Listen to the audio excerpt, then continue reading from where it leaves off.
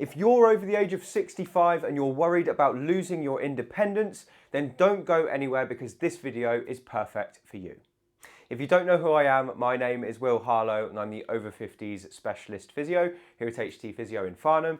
And today I'm going to be revealing 3 of my favourite exercises for over 65s that will help you to maintain your independence. Now I'm going to show you the exercises in just a moment, but before I do, I just want to let you know that these exercises are not going to be suitable for everyone. Make sure you get checked out by your doctor before you give them a try, and if they cause you any pain, just avoid them.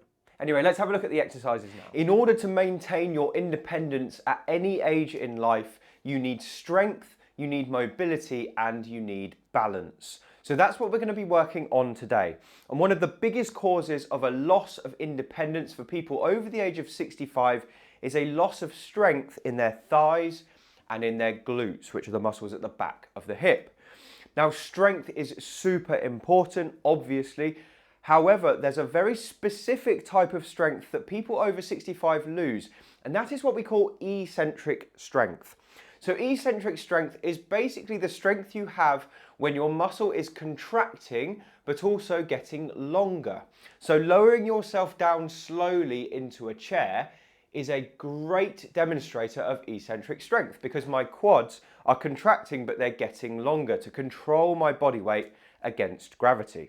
Now the research shows that people who lose eccentric strength have a much higher risk of falls, of having an accident on the stairs, of stepping off the bus and taking a tumble, and all manner of things that we want to avoid. So this first exercise is designed to improve your eccentric strength in your quads and your thighs. It's called the slow sit to stand or the slow stand to sit. And all we're going to do to make this work is find a chair. Dining room chairs work best. And you're going to put the backs of your legs against the seat of the chair, just so you can feel it like this.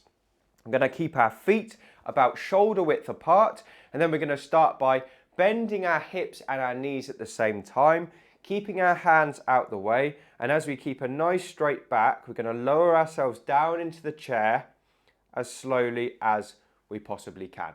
And the goal here is to sit down into the chair without making a noise. The chair shouldn't creak or groan, and then we're going to come straight back up again without the hands, and repeat. So feel the backs of your legs against the chair, hinge at the hips and bend the knees. You can see I'm keeping a nice straight spine, and we're going to slowly lower ourselves down here. And if we do this at full speed, it looks like this. So we come up nice and quick, and then slowly, it's about 4 seconds is what we're looking for to reach the chair. And it should be smooth all the way down. Now, the area people get this wrong is when they get down to about here, many people drop, and we want to avoid that. We want to keep the movement constant all the way down to the chair. So there should be no change to the speed as you're going down. Now, if your goal is to increase your independence, I would recommend you do 5 of these in a row and try and do it 4 or 5 times a day. You can build it into your normal routine. So every time you sit down for a meal, for example, do 5 of these. It's a great way to regain some of that lost independence. The second exercise we're going to do to help you maintain and rebuild independence is one that strengthens your calf muscle. And the reason the calf is so important is because having weak calves, A, is very common for people over 65, but B, weak calves are correlated with a slow walking speed. Now, slow walking speed is obviously annoying because you can't get where you want to go as quickly as you'd like. However, there's something much more important about slow walking speed we need to discuss, and that is that people who walk slowly have a much higher risk of falls. And that's been proven time and time again in the research, and there's actually a direct correlation between weak calves and falls. And again, falls are going to lead to a loss of independence. So let's have a look at how we're going to strengthen the calves. It's really easy to do this exercise because you don't need any kit. We're just going to use a wall. So you're going to turn and face the wall, put 2 hands on like this. Keep your posture nice and upright. And then we're going to go up onto our tiptoes as high as we can, really squeezing those calves at the top. And then again, slowly coming back down, working on that eccentric strength again. Then we're going to go straight back up. Squeeze and down. Straight back up, squeeze and down. And what we're looking for here is about 1 second up, 2 seconds at the top, and then 2 or 3 seconds to come back down to the floor. So we're going up in the concentric phase, a little isometric squeeze, and then a long, slow eccentric phase. So you're going to spot a pattern with these exercises. The eccentric strengthening is one of our main focuses. That's just because it's so powerful at maintaining and improving your independence. Now with this exercise, you're going to be able to do more than you would with the sit to stand. So I'd recommend doing as many as you can before you start to get a working ache in your calves. It might be 15, it might be 20. Some people are going to get all the way up to 30 or 35. That's brilliant. Don't worry too much about the number. We just want to feel that muscle working by the end of the set. With this one, again, little and often is key. So do one set, then come back to it 2 or 3 times a day and watch what happens to your walking speed over time and your independence as a result. Before we go any further, I just want to tell you about 3 Tip Friday.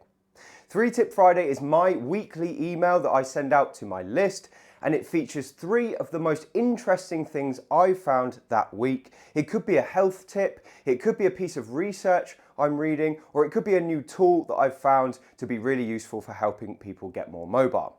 It's totally free. I just send it out once a week. There's no annoying promos inside, and you can sign up for it by going down below this video and entering your email in the 3 Tip Friday link. The third exercise we're going to do today is a combined exercise that works on many different facets of your strength and fitness as well. It's called the lift, curl and press. And it's a brilliant overall body exercise. If you could only choose one exercise out of this routine, this might be the one, just because it targets so many different areas of the body. Obviously, so far we haven't actually tackled your upper body, and that's what we're going to do now. So that is included in this exercise.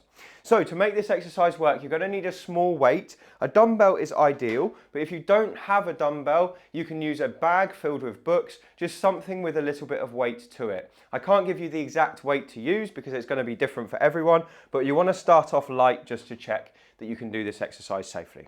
So I'm going to walk you through the exercise now. We're going to do it together. So you're going to stand facing the weight in front, and we're going to keep a nice straight back throughout this movement. We're going to bend down like this, reaching down towards the floor, and you're going to grab your weight, trying not to bend your spine. You're going to lift it up to here. You're then going to bring it up to here, and then the final movement is up over your head.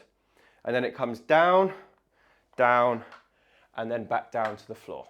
So it's just like that. So up, curl, and up, down, down, and down. I'm going to turn to the front and show you again. Make sure I don't hit my light.